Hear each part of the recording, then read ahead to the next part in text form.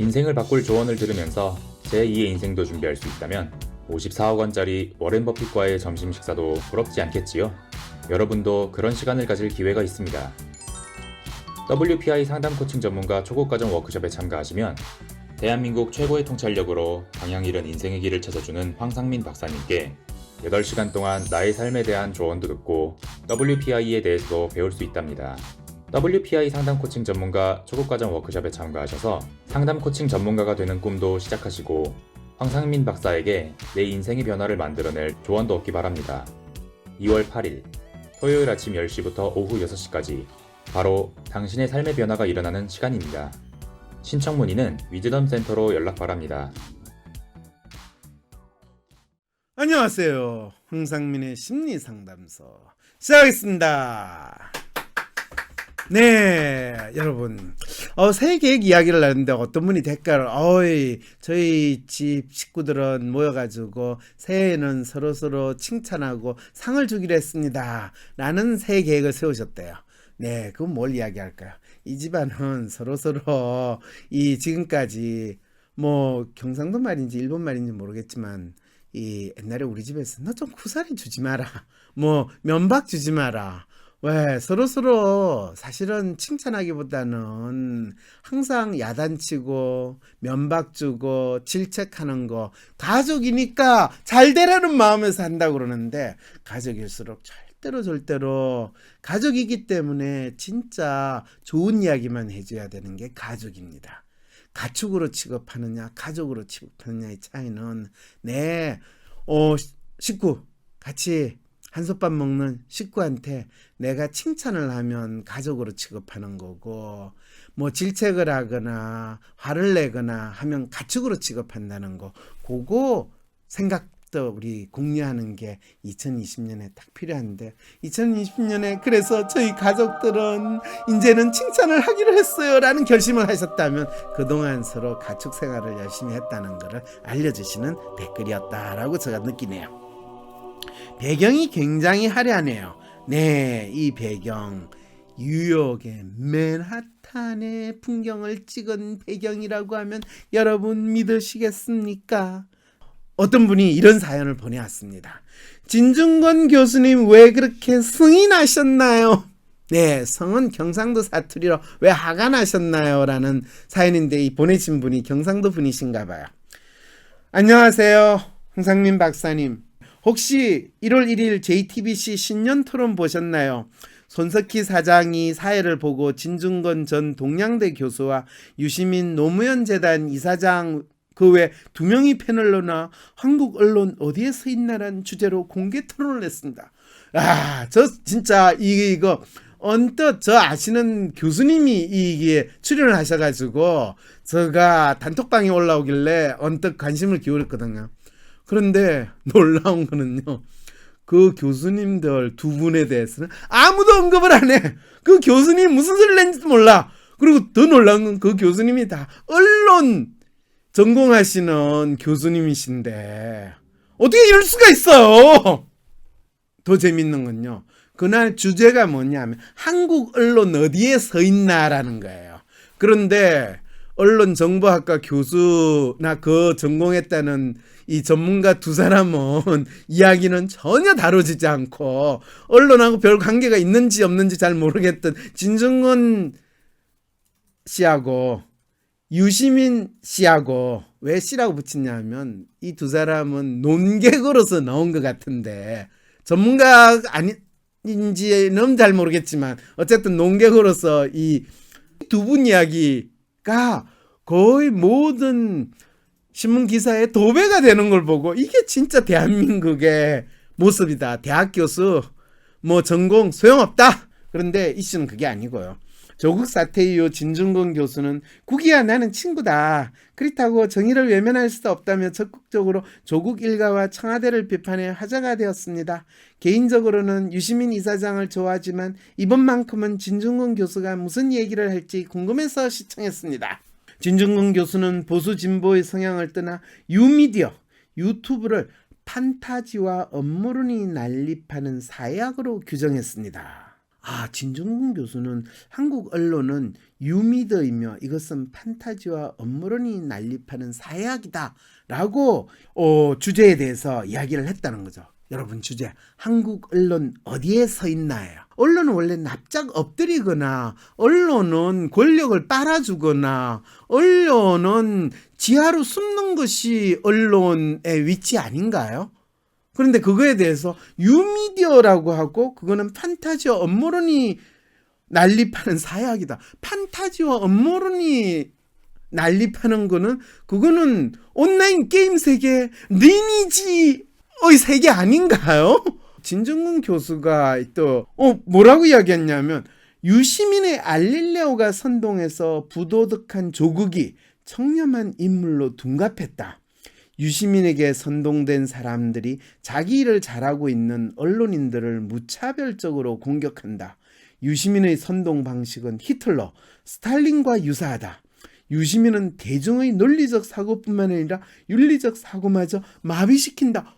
와, 이게 진중근 교수 입에서 나온 이야기란 말이에요. 여러분 진정. 그러면서 레거시 미디어, 이게 웃기네. 유미디어와 리거시 미디어래요. 야, 이런 단어가 있다는 것도 처음 알았네. 기성 언론, 뉴스, 신문, 라디오 등을 인데 그거 참 말 그대로는 한물간 미디어라는 거를 레거시 미디어, 레거시라는 단어는 누구의 유산, 흔적 뭐 이런 걸 뜻하는데 이미 흔적이 되고 말았다. 그걸 또 JTBC에 나온 레거시 미디어 나와가지고 이야기를 했으니까 이 진짜 한국 언론은 진짜 완전히 맛이 갔다라는 거를 온몸으로 보여줬네요. 예.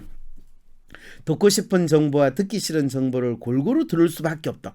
이건 또 무슨 소리야? 하지만 뉴미디어는 자신이 보고 싶은 것만 볼 수 있게 하기 때문에 확정 편향이 점점 심각해진다. 확정 편향. 이거 심리학 용어거든요.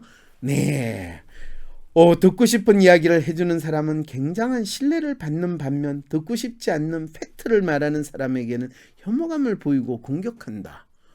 이거는 확정 편향의 문제가 아니라 선택적으로 이 수용하느냐 안 하느냐 이 청취자에 달렸다라는 이야기를 지금 했다는 거잖아. 저는 진중근 교수의 말에 일리가 있다고 생각했습니다. 선동도 위험하고 확정 편향도 사실이니까요. 근데 이건 기성언론도 마찬가지였던 것 아닌가요? 대한민국 기성언론은 진짜 밑바닥에 바짝 깔릴 뿐만 아니라 뭐 누구를 빨아도 주고 선동도 해주고 하는 게 기성언론의 기본적인 역할과 책무인 것처럼 나섰지 않았나요? 하지만 진중근 교수는 여러 번 반복해서 기성 언론들이 팩트 전달에 충실하다고 주장을 했대요. 이분이 교수 그만두고 지금 남은 밥벌이가 이 언론에서 불러서 특히 기성 언론에서 불러서 출연료 받아서 먹고 살아야 되니까 지금 이렇게 해줬다는 거, 그거 우리 좀 인정해 줍시다. 기성 언론을 적으로 만들 수 없잖아. 그래서 팩트 전달에 충실했다라고 주장을 해줘야지 불러주지. 조국에 대한 검찰의 입장을 대변하는 듯했던 경향신문 유희곤 기자를 예시로 들어 유희곤 기자는 팩트를 말하는데 사람들이 보기 싫어서 스킵한다고 합니다. 유희곤 기자가 팩트를 말하는지 어떻게 확신하냐는 상대 패널의 질문에 내가 만나서 확인했으니까요. 당신은 만나보려고 해봤나요? 우와, 유희곤 기자하고 친하다는 거. 나는 기자도 잘 나가는 기자하고 만날 정도로 좀 되거든. 난 해봤으니까. 너 해봤어? 이 완전한 꼰대어법을 진중근 교수가 쓴다는 이 놀라운 변신을 여러분들이 확인을 하게 되는 거죠. 진중근 교수는 계속해서 팩트를 봐야 한다고, 사실을 알아야 한다고, 신뢰할 수 있는 미디어를 봐야 한다고 주장하는데 저는 그런 것이 도대체 어디에 존재하는지 모르겠습니다. 사연 주신 분 상당히 까칠하네요. 아니, 팩트, 신뢰할 수 있는 미디어, 그거 KBS, MBC, JTBC, 한글의 경향, 조선일보, TV조선 다 주장하는데 지금 뭔 소리야? 여기에 대해서 유시민 이사장은 유미디어가 레거시 미디어에 비해 오히려 더 균형 잡힌 정보를 전달할 수 있다고 주장했습니다. 언론 기업은 공적인 역할을 하지만 이윤 추구를 하는 사기업이다. 사주와 광고주의 영향을 받는다. 경제 뉴스는 대기업이나 경제 관료가 주는 거 받아쓰고 사회 뉴스는 경찰서에서, 조국 뉴스는 검찰에게 받는다. 언론이 정보를 생산하는 주체의 영향을 받기 때문에 불신이 생긴다. 그렇지만 알릴레오는 어디서 정보를 만들어내나요? 알릴? 알에서 만들어내나? 기술혁명으로 인해 누구나 언론인으로서 활동할 수 있는 시대다. 그렇죠. 오마이뉴스. 시민이 기자인 시대다. 그러니까 개나 소나 다 기자 노릇을 할 수 있다. 그래서 기레기 이렇게 나오는 거죠. 기러기도 기레기, 기자도 기레기 이렇게 되는 건가요? 아닌데. 모든 사람이 자기가 옳다고 하는 바를 자신 있게 말할 수 있으면 그렇지 않은 상황에 비해 우리 모두가 좀 더 올바른 판단을 할 가능성이 높아질 거라는 자유주의적인 믿음을 가지고 올 수 있다. 그래서 얼마나 좋겠어요. 그런 믿음을 가지고 사세요. 네, 유미디어에는 아주 질이 낮은 방송부터 좋은 방송까지 골고루 있어서 본인이 마음만 먹으면 충분히 균형을 취할 수 있다. 그렇죠. 이 뷔페 가면, 이 5,000원짜리 뷔페 가면 아주 질이 낮은 것부터 질이 높은 것까지 골고루 있어가지고 먹을 게 있죠. 5,000원짜리 뷔페 가면 다 질이 낮은 게 있어가지고 먹을 게 없고요. 뭐 5만원짜리 뷔페 가면 그나마 좀 질이 있는 거만 몰리는데 그게 빨리 떨어지더라고요. 네. 그런데 유미디에는 질이 낮은 것부터 질이 높은 것까지 다 있으면 그거는 그런 데가 되게 쓰레기 소각창에서는 내가 찾아볼 수는 있어도 먹을 만한 곳에서는 없던데. 유시민이 언론 기업에 대해 가지는 생각에는 동의했습니다. 하지만 유미어도 결국 지지자들이나 연루되어 있는 권력의 영향을 받지 않나요? 게다가 자유주의적인 믿음 또한 너무 이상적인 거 아닌가요? 균형을 취하기 위해 듣기 싫은 이야기를 듣고 있는 사람이 도대체 어디 있나요? 그렇죠? 유시민 씨 같은 경우에 본인이 잘 알 텐데 대한민국 사람들의 기본 성향은 지 듣고 싶은 것만 듣고 믿고 싶은 것만 믿지 억지로 듣기 싫은 거 듣지 않는다고 본인도 여러 번 이야기했으면서 이런 황당한 소리를 한다는 게 말이 되나요? 마치 대부분의 언론 소비자들은 아주 다양한 거를 자기가 경험했고 그걸 자기 나름대로 취사 선택 판단하는 그런 합리적인 인간일 거라고 생각하는 건 이분이 지금 어느 나라에 사시나요? 아니면 지구를 떠나서 안드로메다에 계시나? 방송이 끝나고 나니 저는 오히려 방송을 보기 전보다 더 답답해졌습니다. 출연자 그 누구도 한국 언론이 어디에 서 있는지 어디로 가야 하는지 모르고 있는 것 같았습니다. 방송 초반에 악에 받쳐 있다 끝날 때쯤 속이 시원해 보이던 진중근 교수의 표정에서 저 사람은 자기 화풀로 여기 나왔나 싶은 생각마저 들어 실소가 나왔습니다. 박사님, 정말로 유미디어가 나오고 나서 언론의 본질이 변했나요? 이 토론은 혹시 한국 언론을 걱정하는 게 아니라 기성 언론들이 앞으로 뭘 해서 먹고 살아야 할지 일자리 걱정을 대신해 주고 있었던 것은 아닌가요? 네, 그런 것 같네요. 그런데 재밌게도 이 유시민 씨와 이 진중권 씨가 대표 논객으로서 나와서 한국 언론 어디에 서 있나라는 이야기를 하다 보니까 결국은 기성 언론 기자들이든 뭐 손석희 대표부터 앵커 자리 그만두고 대표 자리 조금 있다가 이제 갈 때 자리 열심히 찾아보세요라는 거를 아주 잘 알려준. 그렇다고 손석희 씨가 그럼 나와가지고 유튜브 들을래요라고 할 거예요? 아니면 말할래요라고 할 거예요? 어떡하란 말이에요? 지금 이런 상황이 되는 거죠. 네, 대학이 학벌만 따지면 어디서 학벌을 따지냐? 김어준이 무시할 텐데 엄청 불안 초조해 보였던 진씨. 네. 진정근을 로맨티스라 하셨는데 이런 모습 보면 자기 감정에 취해 분노하는 로맨티스가 싫어져요. 아니 진중근 싫다면 싫다지 왜 로맨티스를 쳐요. 로맨티스는 얼마나 멋진 성향을 가지신 분인데요. 네, 그래서 이분이 참 질문을 재밌게 잘 하셨어요. 한국 언론 어디에 서 있나 이 토론을 했는데 정작 진중권 씨와 이 유시민 씨는 뉴미디어 그 다음에 레거시 미디어 이걸로 가지고 이야기를 했다는 거는 한국 언론이 뉴미디어냐 레거시 그 둘 중에 어디로 갈 것이냐 이야기를 했다는 거죠. 본인들이 서로 이 나름대로 밥 먹고 사는 동네 진중권 씨는 레거시 미디어를 활용해가지고 밥 먹고 살아야 되니까 레거시 미디어가 이 한국 언론의 위치다라고 주장을 하고 유시민 씨는 알릴레오 하면서 본인이 나름대로 사니까 이 알릴레오 같은 뉴미디어가 이 갈 길이다 라고 하는 한국 언론이 있는 위치보다는 갈 방향을 서로 주장을 한 토론이었다라고 보면 문제와 관계없는 답을 했다 라고 이제 교수 출신인 저로서는 이야기할 수밖에 없네요. 진중권 교수가 진단을 한 건 한국 언론은 리거시 미디어가 아니라 이제는 뉴미디어다.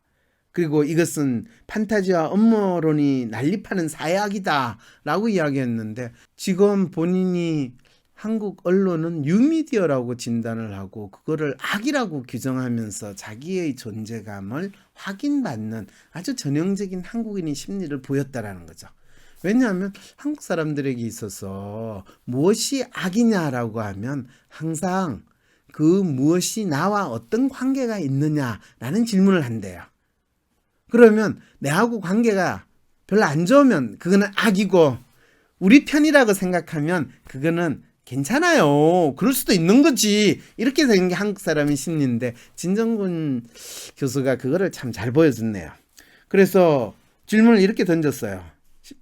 진정군 교수는 계속해서 팩트를 봐야 한다고 사실을 알아야 한다고 신뢰할 수 있는 미디어를 봐야 한다고 주장하는데 저는 그런 것이 도대체 어디에 존재하는지 모르겠습니다 라고 이야기했는데 저도 모르겠어요. 근데 유시민 이사장은 뭐라고 이야기했냐면 뉴미디어가 레거시 미디어에 비해서 오히려 더욱 균형 잡힌 정보를 전달할 수 있다고 주장을 했거든요. 본인이 마음만 먹으면 충분히 균형을 취할 수 있다. 그 말은 유시민 씨에게서는 뉴미디어가 진정한 팩트가 있고 사실도 있고 신뢰할 수 있는 미디어다라는 주장을 했다는 거죠. 결국에는 우리 피는 착하고 좋은 놈이고 상대방은 악이다라는 또 한국인의 심리를 유시민 씨가 아주 잘 보여줬다라고 여러분들이 이해를 하시면 되는 거죠. 뉴미디어도 결국 지지자에 연루되어 있는 권력의 영향을 받지 않나요? 당근이죠. 그리고 유시민 씨가 가지고 있는 자유주의적인 믿음 너무 이상적인 게 아닌가요? 네, 이상적이에요. 유시민 이사장이 가진 언론에 대한 생각은 자신의 이상적인 믿음을 일방적으로 주장하는 거지 현실의 한국의 언론에 대한 이야기는 아니라는 거죠. 이런 측면에서 본다면 유시민 씨나 또 진중군 씨나 모두 현실의 한국 언론에 대한 이야기를 하기보다는 본인들이 이상적으로 믿는 것에 대해서 그냥 관념적으로 이야기한 토론이었다라고 할 수 있는 거죠.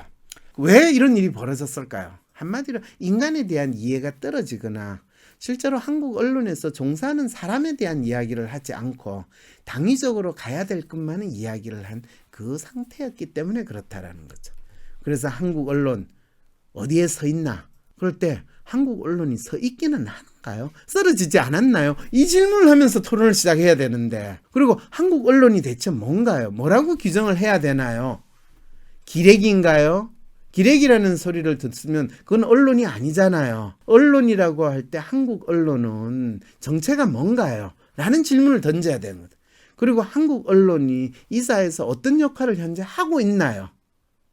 그리고 그 역할을 잘 수행을 하고 있나요? 아니면 학교에서 공부 잘하면 학생의 역할을 잘 수행을 하는 거고 공부 못하면 학생의 역할을 수행하지 못했다면 한국 언론은 공정한 보도를 했나요? 신뢰로운 보도를 하고 있나요? 아니면 정치 권력의 영향을 받고 있나요? 정치 권력의 앞잡이가 되고 있나요? 이런 질문을 해야 되는 것이 이 신년 토론에 한국 언론 어디에 서 있는가에 대한 문제에 충실한 토론이 되는데 진중권 씨나 유시민 씨는 유미디어, 레거시 미디어 마치 멋진 영어 단어 한두 개 끌어와가지고 그것을 통해서 한국 언론은 이런 상황입니다, 모습입니다 이야기를 했다라는 것은 한국 사회에서의 지식인이라고 하는 사람들이 결국에는 자기 모습을 제대로 보지 못한 채로 그냥 멋진 영어 단어 한두 개 가지고 그 영어 단어 그 개념에 우리의 현재의 모습이 맞니 안 맞니 그거 논쟁하면 마치 우리 스스로의 모습에 대한 진단이고 우리의 갈 길의 방향에 대한 토론이라고 믿고 있는 모습을 이 두 사람이 아주 잘 보여줬다라고 제가 분석을 한다면 질문에 대해서 제가 답이 됐다고 할 수 있나요? 모두 까면 안 되는 거 아닌가요? 또 모두 까기가 됐나요? 네. 그런데 사실은 가장 대표적으로 이 두 사람은 그냥 진영 논리에 충실한 자기 모습을 너무나 잘 보여줬다.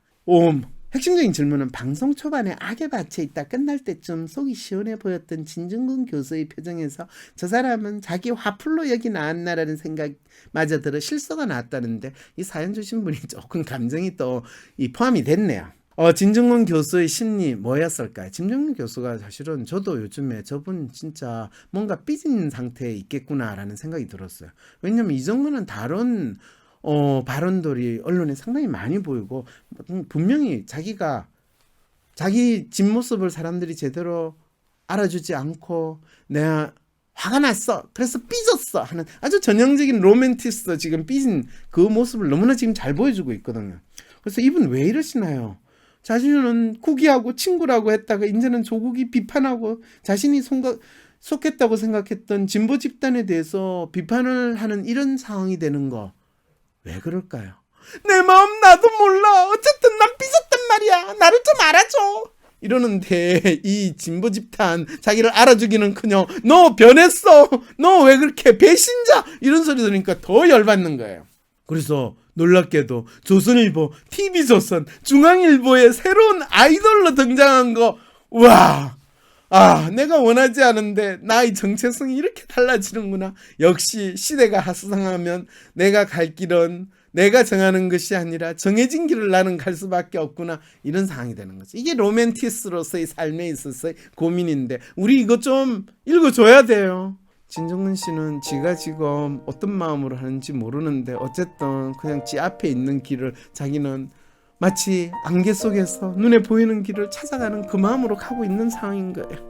갱년기 엄마 같은 심리라고요. 네, 얼라도 아니고 정말로 네, 얼라는요 나이로 정하는 게 아니라 마음으로 정해져요. 그리고 로맨티스트의 마음을 가지신 분은요 나이가 60이 돼도요 삐지고요 소녀적인 감수성을 보일 수 있어요. 진영 논리에 따른 자신의 입장을 보여주는 상황이 아니냐. 그리고 토론을 통해서 뭔가를 이루겠다는 마음이 잘 드러나지 않았느냐. 그래서 결국에는 무엇을 토론하는지에 대한 이해 없이 한국 사회에서 모든 토론은 자기가 그냥 하고 싶은 이야기, 그건 자기가 하고 싶은 이야기라기보다는 자기가 정답이라고 믿는 걸 일방적으로 서로 주장하는 토론을 이 JTBC 신년 토론 그리고 손석희 씨 그렇죠. 이런 분에 의해서 이루어지는 토론이라는 거죠.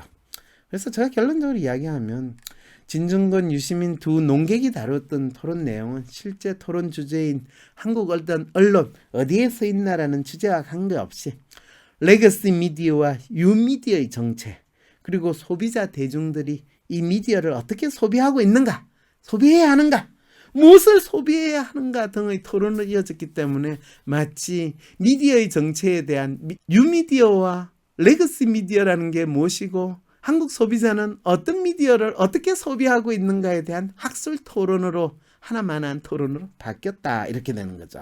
그건 마치 이 나라 사회 정치에서 각자의 색깔을 보수냐 진보냐 규정하고 너는 어느 패거리냐 어느 패거리가 주류냐 대세냐 앞으로 이 사회는 어디로 갈 것입니까 라고 토론하는 거하고 똑같은 버전으로 단어만 바뀌었다라고 생각하면 얼마나 논객이라는 분들이 나와가지고 토론할 때 토론하기 쉬운지 아시겠죠. 이렇게 이야기하면 제가 두 분을 다 깠다라고 생각을 하실 텐데 저는 두 분을 깐 게 아니라 대한민국에서 토론 프로에 나오신 분들이 얼마나, 근데 저는 더 안타까운 건 그 두 분 말고 또 두 분 넣으신 그 교수분들이 너무 안타까워요. 본인들이 더 잘할 수 있는 뉴미디어와 리거시 미디어라는 학술 토론을 하는 장면에서 적어도 이 일반 소비자들이 언급이라도 한마디라도 해줬으면 그래도 이 속에서 조금이라도 인정을 받을 텐데 그 두 분이 누군지 언급이 되지 않는 상황이 됐으니 얼마나 그 두 분은 교수로서 자존심이 깎였을까요. 네. 가족 전체가 검찰에게 털털 털리고 있는데 어떻게 친구가 그럴 수 있는지 친구 아니었기 때문에 그렇거든요. 친구를 가장한 척이었나 봐요. 네, 교수님이 그만 아시잖아요. 교수직에서 자기 잘못 없이 떠나게 됐어요. 네, 그만 알지만은 그래도 예, 억울하게 떠난 거하고 그냥 좋은 자리 있다가 밀려서 떠나는 거하고는 좀 달라요. 그 마음 달라요. 어떡하겠어요. 그거를 알아주지 않는 저 마음이 안타까울 뿐이죠. 때론 귀여움으로, 때론 멋진 스타일로, 때론 호통으로, 또는 날카로운 통찰로 때론 허당미까지 당신의 불면을 밝혀줄 황상민의 심리상담소가 훨훨 날아갈 수 있게 작은 약속이 모여 응원해주세요. 후원해주세요. 당신의 후원으로 쑥쑥 크는 황심소.